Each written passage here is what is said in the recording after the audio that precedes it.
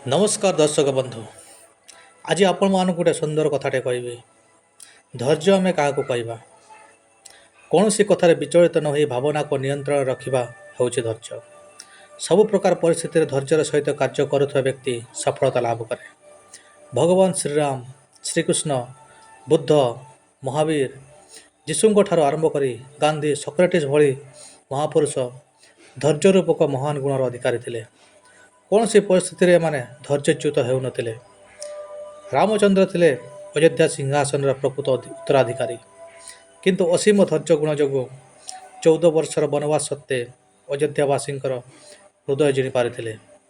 भगवान बुद्धଙ୍କ धैर्य गुण अनेक बड़ बड़ शासकों को आकृष्ट कर बुद्धଙ୍କର शुद्ध और सरल जीवन यापन लोकमान को गभीर भाव में प्रभावित करथिला। यीशु थिले धैर्य गुणर मूर्तिमंत प्रतीक। अत्याचारी लोके ताकू कुशबिद्ध कर हत्या कले।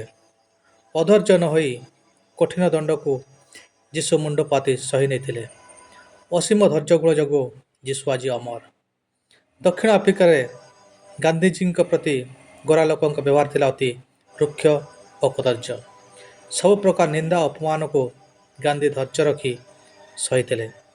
केवल धैर्यवान व्यक्ति पक्ष ही यह संभव। धैर्यपूर्ण व्यक्ति नम्र और उदार। अधैर्य होई अनुचित व्यवहार प्रदर्शन करुवा व्यक्ति यह शिक्षा करने उचित।